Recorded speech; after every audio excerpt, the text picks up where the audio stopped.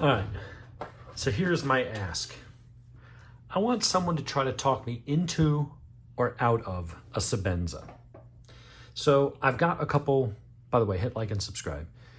I've got a couple of the clones. And as you know from some of my other videos, if you don't, well, I'll just reiterate real quickly. I like Chinese clones. And you're gonna say, oh, how can you do that? That's un-American. And I'll be called a communist and a pinko and all these other, whatever, just save it. What I like about them is not counterfeits, but when someone takes and obviously makes a copy or a version of it, it gives me a chance for something to play with something and see if I like it. What this then leads to is, invariably, I'll want the real thing. Started with a Vespa OTF, for 140 bucks or something off of DHgate. It was a copy of a Combat Trudon from Microtech. I wasn't going to spend $400 or $500 on a Microtech to see if I liked OTF, so I tried the cheap one.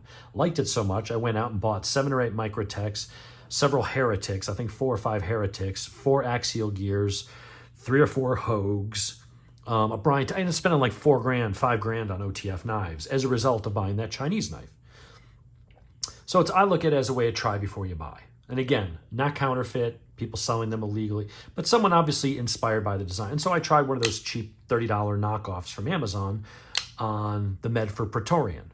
Liked it so much, I went and then immediately spent $450 of my monies on a legit one directly from Greg Medford. Didn't even get it through a retailer. Went to Medford's site and ordered up a Praetorian Scout. Love it.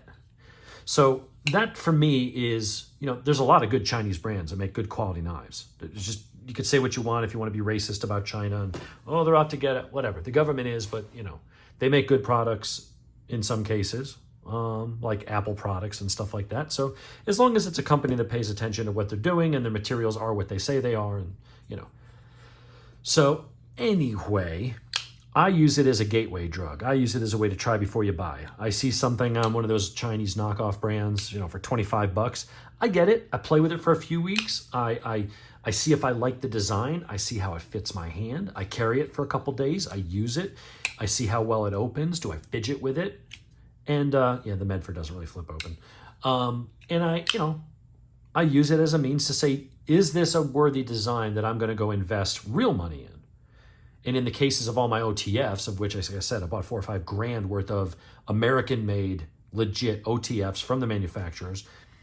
And then I did the same thing with the Praetorian. So another one that has been on my radar has been the Sebenza, because you just hear that it is the end-all, be-all of an EDC knife. But then I look at the prices of the large Sebenza, because the small is a little too small for my hands. And these are just, by the way, some Amazon inspired by. This one's actually deviates a good bit from it. But this one's clearly a sort of copy, although it's a liner lock instead of a frame lock, but for, $23, lets me play with it. So I definitely like the design. I definitely like the Sebenza shape. I like the ergonomics. I actually love this one in G10, D2 steel, a little bit of a different grind and an axis lock. So not really a copy of the Sebenza, although the silhouette looks similar. But again, it's that same size, shape, purpose.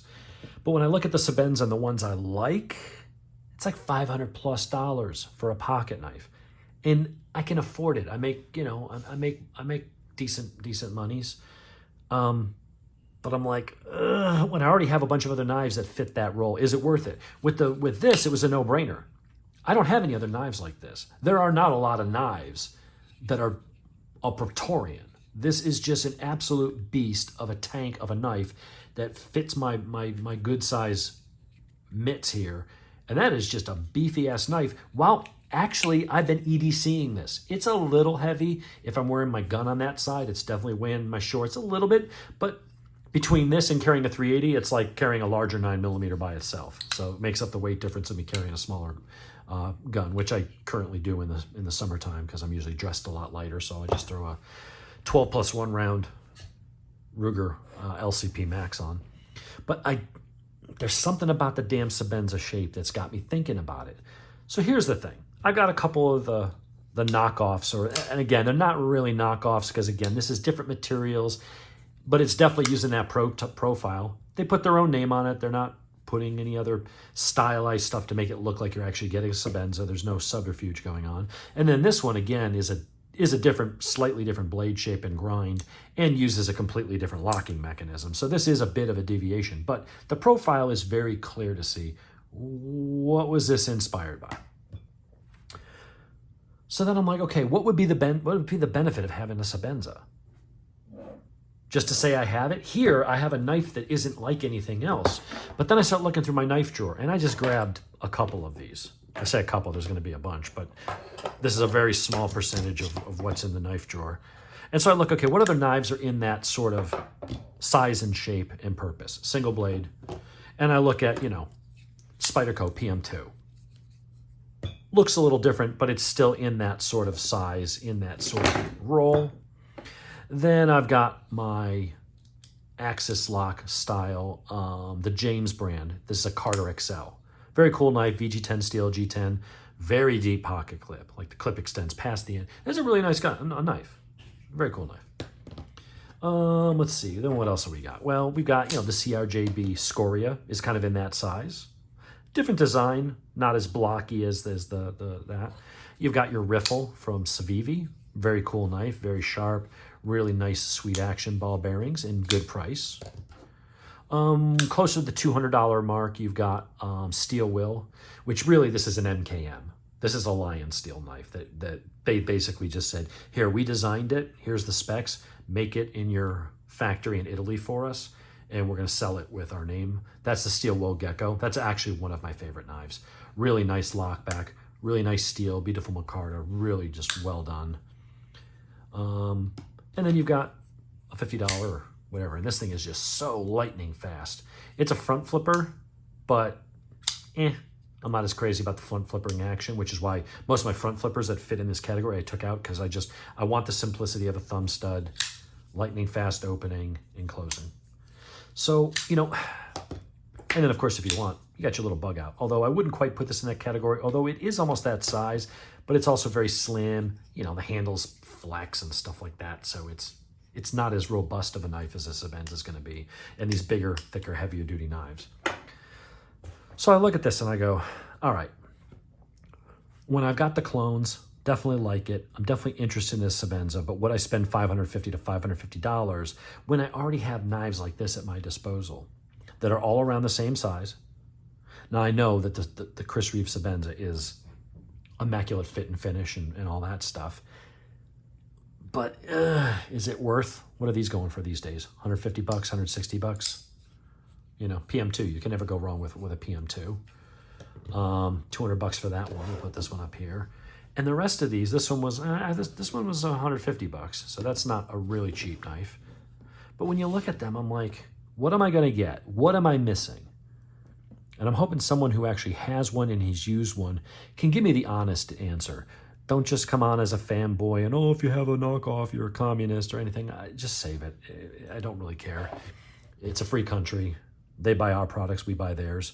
These are made in China. These ones are clearly clone-ish. They're not direct clones. There are some I've seen that have the made in Indiana. They're copying it, and I wouldn't buy one of those. But these ones are clearly using some of their design elements, this one less than that. But when you look at a lot of the Chinese knives, they're excellent knives. D2 steel, this is ARP9 or something, which is basically a powder version of D2. Beautiful ball bearings, really nice sculpted G10, just wicked action, titanium machine pocket clip for 59 bucks. Regardless of what the hell you think about China and stuff like that, they are cranking out some decent things. I think that is just a wicked little, you can't do a reverse flick on that. It doesn't have the damn thumb stud on the other side. But, these are nice actions. Like, what's really going to be better about the, can't quite get the Spidey flick on that one. Every time I hold it, it shifts and my finger goes up and stops the blade. So you got to pinch it. That's why I'm not a big fan of the Spidey flick.